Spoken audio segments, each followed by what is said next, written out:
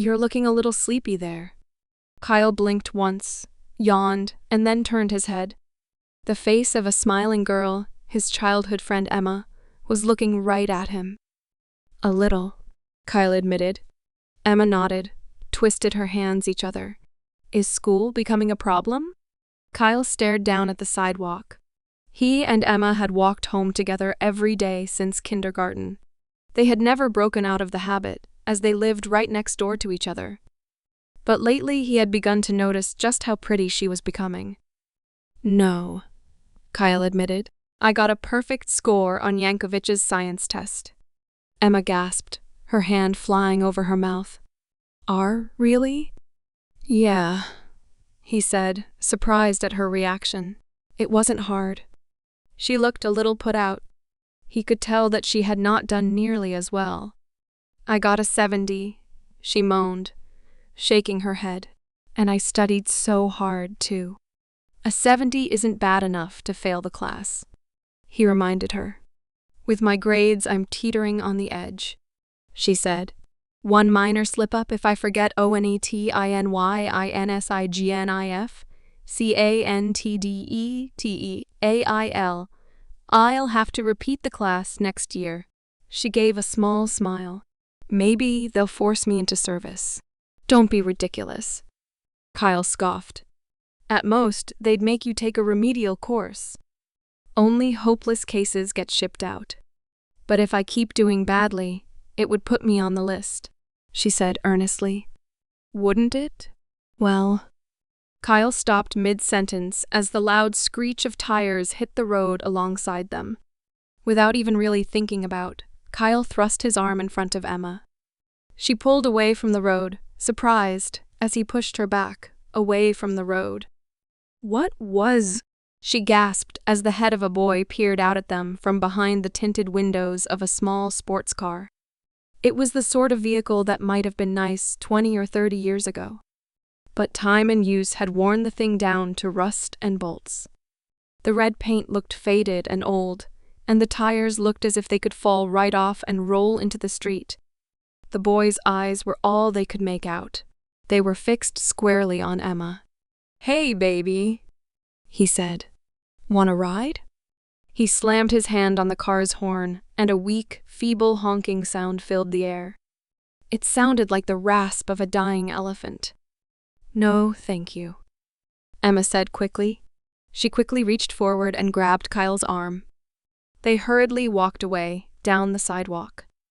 Unfortunately for them, the car slowly crawled after them. They could hear the rattling of the vehicle as it moved. Don't be like that, the boy said as he rolled alongside them. Ditch the square and come for a ride. I'm not getting in that thing. The car suddenly swerved. Emma screamed, pushing herself away from Kyle.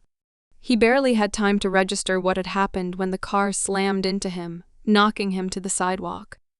It hadn't been a very fast-moving car, but the surprise of Emma pushing herself away had taken him completely off guard. He fell on his hands and knees, scraping himself in several places. Before he could regain his senses, the car door opened and a large boy stepped out. You're with THIS Dork? Emma screamed as a big, powerful boot slammed into the back Kyle's head.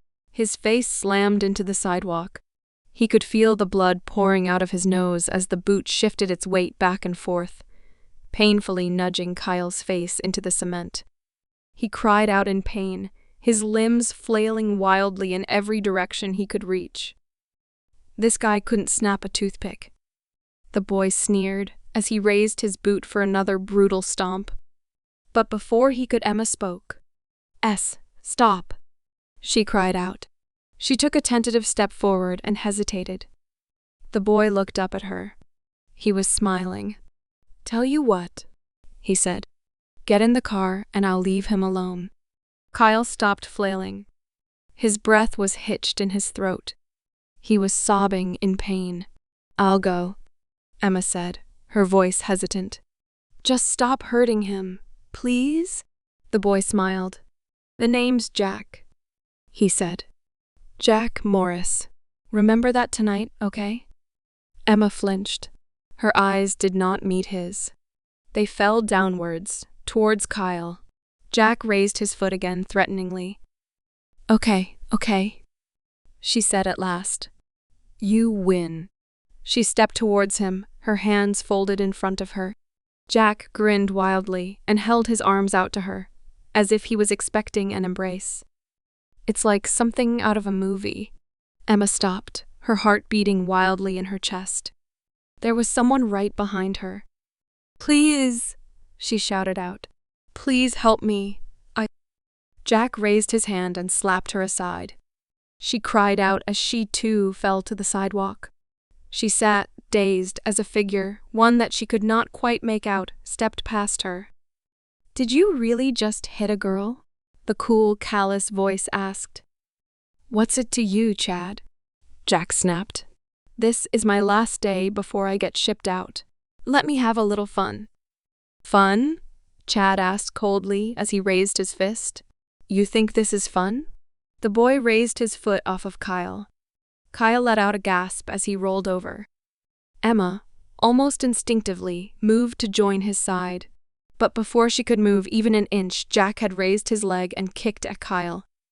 The blow hit him straight in the stomach and sent him rolling along the ground. Blood came flying out of his wounds and painted the sidewalk red with his blood as he came to a stop. Emma let out a scream, her hands over her mouth. She was too shocked to move. Chad sighed. He turned his head and gave Jack a dark glare. I can't let this slide, he said. You're out of line. Oh ho, Jack said as he raised both of his fists. He wildly swung his body back and forth and jabbed threateningly. The king of fighters comes down from his high throne to do battle with me. I'm honored. Emma gathered herself quickly and crawled forward. She cupped Kyle's head in her hands and held it. His eyes were closed, but he was still breathing. Still panicked, Emma looked up fearfully. The two boys were staring each other down. You know, Chad said slowly, the only reason I haven't beaten you into the sidewalk yet is because I'm not sure if they'll let a broken man fight in the war. Jack snickered. Emma gasped. His fist flew out in front of him. It was a punch so fast and so powerful that Emma had trouble even seeing it. Chad tilted his head to the left and avoided it.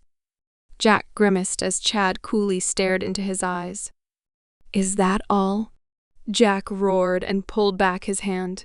He jabbed forward again and again and again. Each time Chad bent and bobbed his head, neatly avoided every single blow by inches. Emma was so enraptured that she hardly noticed Kyle shifting in her arms. Turning her attention downwards, she saw Kyle's tired black eyes staring up at her. Don't try to talk, she advised him. Try and relax. She looked up back at the fight. Jack had swung a massive hook at Chad. In one neat move, Chad ducked the blow and then erupted upwards into an uppercut. Both Emma and Kyle watched, enraptured, as the boy flew up into the air for what seemed like foot, before arsing and falling back to the cement with a brutal crunch. Chad breathed outward, his hands held out in front of him in a fighting position, as if expecting him to get back up and keep fighting. He did not. One hit? He asked, disbelievingly. You talk all that shit and you go down in one hit? He seemed very annoyed. He turned around, back to Emma, and quickly made his way over to them. Hey, he said quietly as he kneeled down by their side.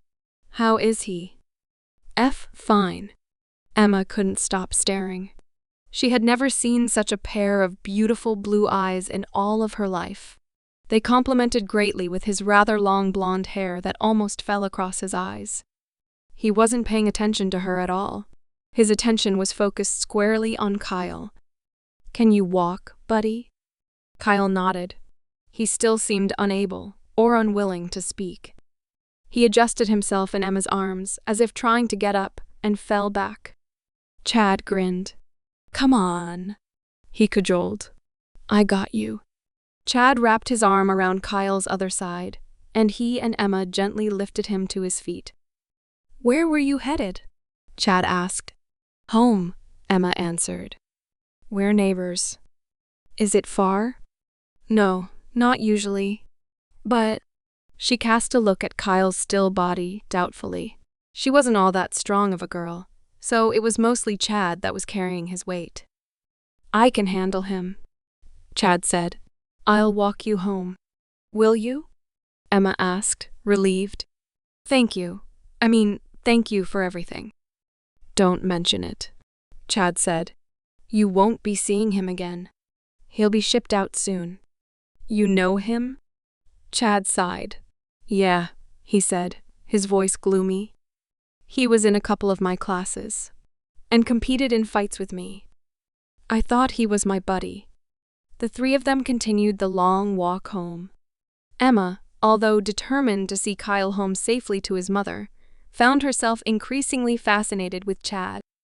Unwilling to make small talk with Kyle in his condition, however, she bit back the longing questions on her tongue. Chad spoke little as well, asking only for directions from her. In the end, she ended up letting go of Kyle entirely and simply led them to Kyle's house. They stopped in front of his door. Kyle weakly fumbled for his key. Don't, Emma told him, alarmed. I'll do it. She leaned in and gently reached into the pocket he had been clamoring for. She took his keychain, picked out his house key, and unlocked the door. She slid it back to where it had come from. She led Chad into the living room and helped him lie Kyle down on the couch. He sat with a sigh, his head leaning up against the pillow. Emma adjusted it for him. Are you comfortable? She asked him quietly. He offered her a weak nod. Satisfied, she turned to Chad. Thank you so much, she said. I don't know what I would have done if you... Don't mention it, Chad said, nodding at her. To her very great surprise, he bent down closer to her. Her heart fluttered in her chest, only to break just as quickly as he moved past her to get a better look at Kyle. Feeling any better? Kyle groaned. Chad grinned. You'll be fine, he said. Just get some rest, okay? I think you're mostly just in shock. He nodded at Emma. Can you tell his parents what happened? He asked. And that the guy who did it isn't going to be bothering him again. Of course I will, she said. I'll stay right here until they get back. Good girl, he said appraisingly. She almost blushed. Well, I best be off. I'm late, Emma started. You're leaving? She asked. So soon? He smiled. You can see me any old time, he said. We go to school together, you know. She stared at him. The gears were clicking in her head. We do? She asked blankly. I don't know who you are. I'm Chad King, he said. We don't take any of the same classes, but I know who you are, Emma Hartley. Her heart fluttered again. How so? He leaned in closer to her. Her mind was beginning to run wild. He was about to admit that he had been watching her for a long time, and that he had always wanted to talk to her. She felt her breath hitch in her throat, and her posture became tight. Oh, someone called out your name when I passed you in the hallway once, he said casually. You had forgotten to turn in a library book. She could feel her face burning beet red. Really? I'd like to stay with you two, but I really need to be going, he said. Feel free to say hi at school, all right? With one last nod and wave, he turned to leave. He had hardly taken 3 steps, however, when a raspy, croaking sound hit his ear. Wait. He turned around. Kyle was sitting up in his chair. He was rubbing his face and staring at him. His face was so torn up that Chad couldn't quite read his expression. He had no idea what he was thinking. Yeah? Kyle seemed to struggle for a moment. He seemed to be trying to find the words. Instead, he simply shook his head. Thank you, he rasped. He closed his eye again and lay back on the couch. Chad bent his head towards him and smiled. You're welcome, he said. He gave one last wave towards Emma and let himself out. Emma glanced down at Kyle. The blood on his face still looked rather nasty. "Let me clean that up for you," she said. She stood up and made her way to the kitchen. She busied herself for a couple of minutes, trying to find a rag. As she was rinsing it with water, Kyle cracked his eyes open and started at the ceiling. He felt very tired. He had been beaten within an inch of his life, and for what? For someone else to come in and save him? When Emma came back into the room, rag in hand, he couldn't bring himself to look at her. He closed his eyes again as her gentle hand wiped away the dirt and blood. "You're a mess," she sighed as she checked him over again. "You're lucky you weren't killed." Lucky Chad was there. She made a surprised sound. "Oh, you're right. It was good of him to stop and help us. He didn't have to do that." The question that had been burning in the back of his mind since he had been attacked came forward. "Do you think I'm weak?" "Weak?" Emma repeated, startled. "Why would I ever think that?" He said nothing more, still unwilling to look her in the face as she worked. She had denied it, and she was still here with him. But he could tell by her expression and the way she was acting that it was more out of a sense of duty and obligation than anything. If she had felt she had a choice, she would have gone with Chad. And who could blame her?